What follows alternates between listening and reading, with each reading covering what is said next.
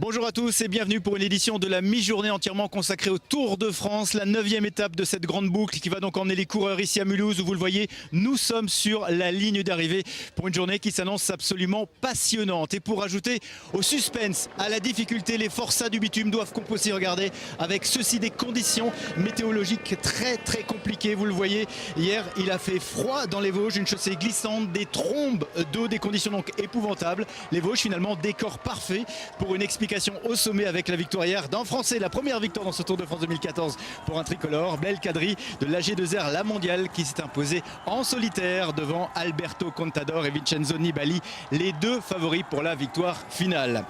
Et pendant ce temps-là, eh bien Mulhouse se prépare pour accueillir le Tour de France.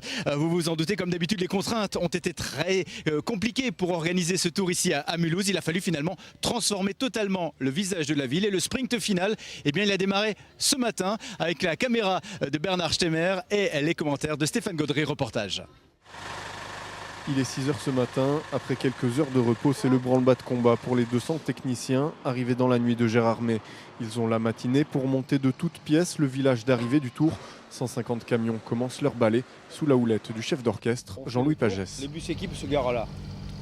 Donc ça veut dire que pour toi, en barriérage haut, pour que les mecs ne se garent pas là, il faut garder le couloir d'évacuation. Il y a un outil qui est essentiel, c'est la craie. Une fois que le coup de craie est donné, ça y est, tout le monde sait à peu près ce qu'il a à faire. Donc moi je coordonne simplement.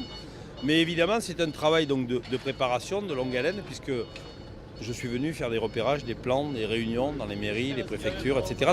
Et aujourd'hui c'est la concrétisation de tout ça. En quelques heures, les gradins se déploient, des centaines de mètres de barrières sont posées et la ligne d'arrivée est installée. En coulisses, une soixantaine de chaînes de télé disposent leurs plateaux.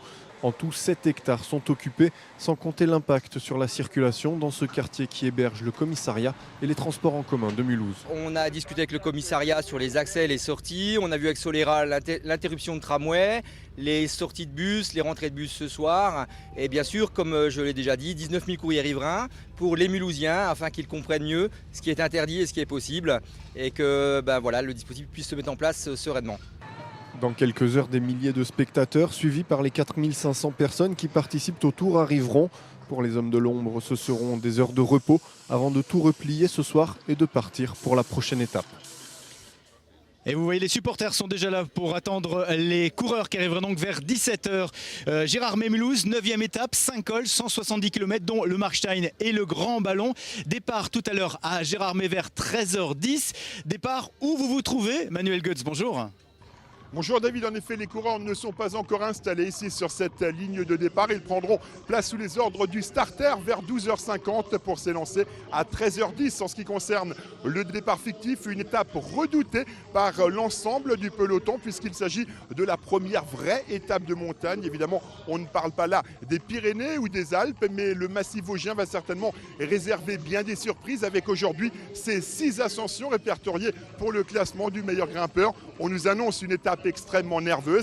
Les coureurs le sont ce matin, arrivés à Mulhouse vers 17 h 35.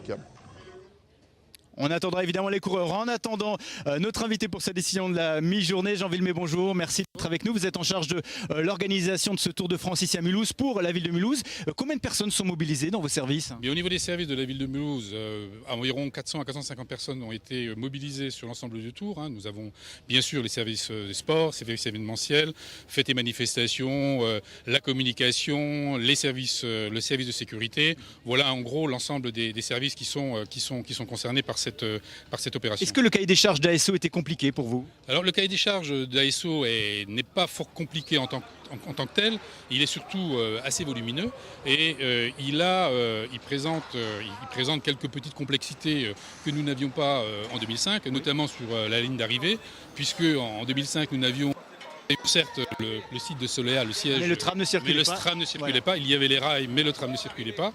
Et comme les gens viennent aussi en moyen de transport, donc Solea a relocalisé ces bus sur différentes communes. Voilà. Très bien, merci en tout cas pour ces différents renseignements. On se retrouve à 19 h évidemment, édition spéciale pour le Tour de France. À tout à l'heure, belle journée d'ici là.